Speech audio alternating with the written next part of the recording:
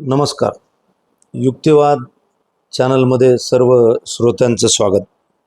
आज बरेच दिवसानंतर आपण संवाद साधतोय. मी डॉक्टर आनंद बेहरे आपण सर्वांचं स्वागत करतो. श्रोते हो, मित्र हो, आज थोडंसं मी वेगळ्या संदर्भात तुमच्याशी बोलणार आहे. मी 9/2/2025 हे मी हाताने लिहिलेलं पत्र आहे, जे मी महाराष्ट्राचे विद्यमान मुख्यमंत्री सन्माननीय देवेंद्र फडणवीस यांना 9/2/2025 मी स्पीड पोस्टने पाठवलं. ह्या 13 पानी पत्र आहे. ह्याच्यामध्ये माझ्या दृष्टीने महाराष्ट्राच्या समोर उभ्या असलेल्या प्रश्नांची ब्लूप्रिंट मांडायचा मी प्रयत्न केलेला आहे. परत एकदा तुम्हाला सांगतो की आपला जो चॅनल आहे ह्याच्यामध्ये शेवटच्या माणसाला काय वाटतं, शेवटचा माणूस ह्या राज्याकडं, ह्या सगळ्या देशाच्या परिस्थितीकडं कुठल्या चष्म्यातनं बघतो, त्या पद्धतीचं विश्लेषण किंवा मांडणी यामध्ये आहे. म्हणजे ह्याच्यामध्ये खूप इंटेलेक्च्युअल आणि खूप फॉलोअर असणारे असे आम्ही लोक नाही आहोत. पण आम्ही 100% एवढं सांगू शकतो की शेवटच्या माणसाला हे प्रश्न कसे दिसतात ते मात्र आम्ही नक्की ॲड्रेस करतो आणि ते मांडायचा प्रयत्न करतो. तर मूळ विषयावर येऊ. ते पत्र मी 9/2/2025 लिहिलं आत्ताच्या विद्यमान मुख्यमंत्र्यांना, आणि त्याची प्रत मी आपल्या भारताचे पंतप्रधान मोदी साहेब, शिवसेना उद्धव बाळासाहेब ठाकरे पक्षाचे अध्यक्ष उद्धवजी, मनसेचे अध्यक्ष राजसाहेब आणि लोकसत्तेचे संपादक श्रीमान गिरीश कुबेर यांना त्यांच्या मी प्रति त्या पत्राच्या पाठवल्या होत्या.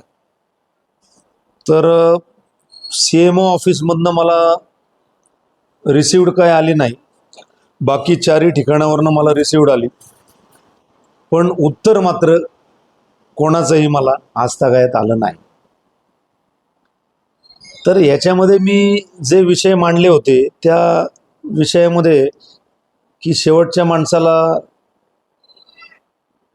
हा महाराष्ट्रातल्या समस्या कशा दिसतात, किंवा शेवटच्या अंत्योदयाच्या नजरेत आज महाराष्ट्र कुठे आहे, राज्यातले ज्वलंत विषय कुठले आहेत.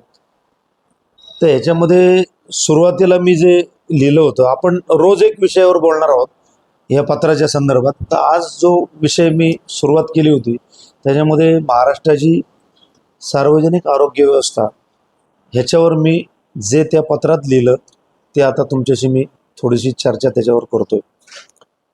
श्रोतेहो, मी स्वतः एक जनरल प्रॅक्टिशनर म्हणून पुण्यात गेले 23 वर्ष काम करतो. मी ह्या वस्ती एरियात काम करतो जिथं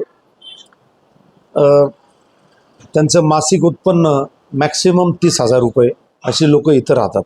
अशा लोकांमध्ये मी जनरल प्रॅक्टिस करतो आणि त्यांचे जे आरोग्याचे प्रश्न आहेत हे प्रायमरी लेवलला, प्राथमिक लेवलला मी, म्हणजे माझ्यासारखे अनेक लोक आहेत, आम्ही ॲड्रेस करत असतो.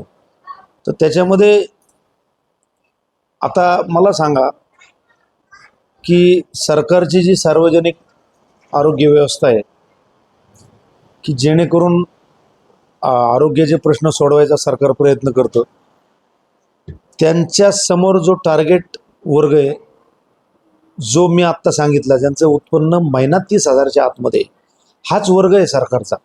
म्हणजे सरकारकडं महिना 1,00,000 आणि त्याच्या पुढं उत्पन्न असणारे लोक सरकारच्या सार्वजनिक आरोग्य व्यवस्थेचा लाभ घेत नाहीत.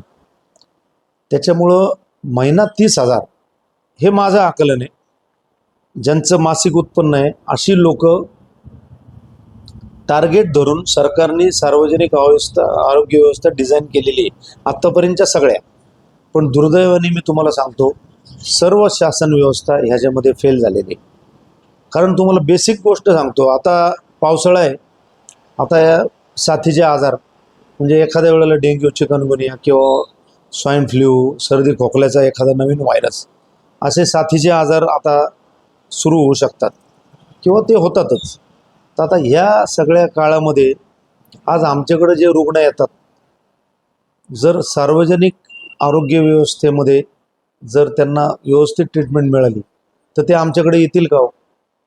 मी तुम्हाला सांगतो की आज जर ह्या मी समजा कोथरूडमध्ये प्रॅक्टिस करतो आणि कोथरूडमध्ये जे सुतार हॉस्पिटल आहे जवळचं, आमच्या जवळचं, तिथं जर तुम्ही बघितलं की आता साथीचे आजार समजा आपण धरून चालू की एक व्हायरल ताप, डेंग्यू आणि मिक्स सर्दी खोकल्याच्या संदर्भात जर साथीचे आजार सुरू झाले तर तुम्ही जर त्या म्हणजे त्या ओपीडीची जेव्हा लाईन सुरू होते सकाळी 10 वाजता, तिथं जर तुम्ही त्या पेशंटचा सर्वे घेतला आणि पेशंटचा तुम्ही जर इंटरव्ह्यू घेतला, एक प्रातिनिधिक 10-20 पेशंटचा जरी तुम्ही इंटरव्ह्यू घेतला तरी तुमच्या लक्षात येईल की त्या सगळ्यांना एकच प्रकारची औषधं दिली जातात.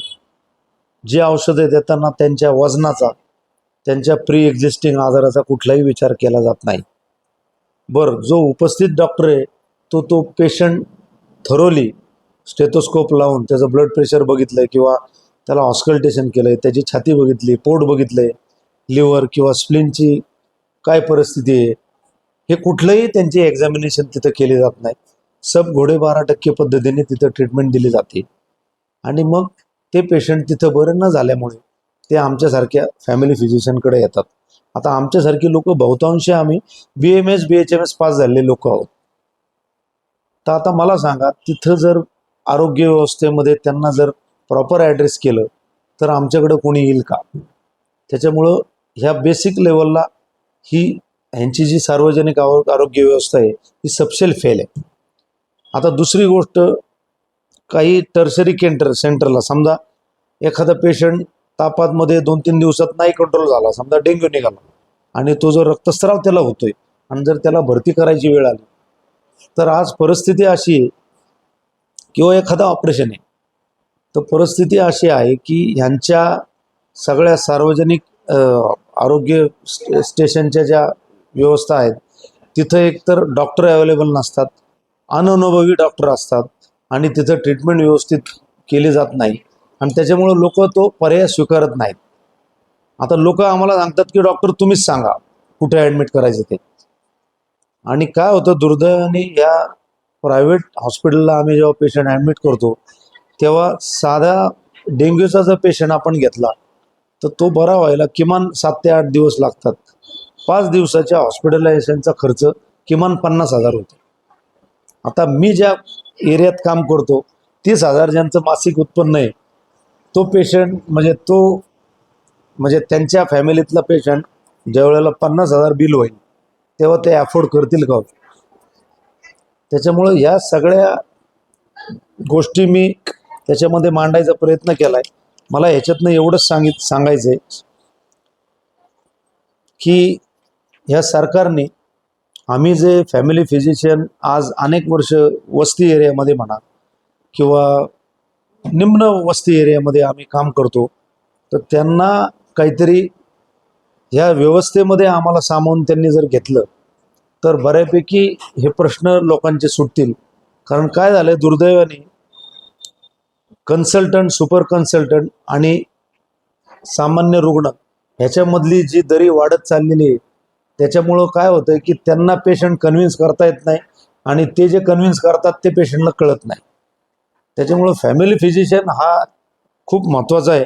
पण दुर्दैवाने ह्या सध्याच्या कॉर्पोरेट आरोग्य व्यवस्थेमध्ये किंवा सरकारच्या सार्वजनिक व्यवस्थेमध्ये हा फॅमिली फिजिशियन हा संपलेला असल्यामुळं हा अत्यंत भयानक असा प्रश्न तयार झालेला आहे.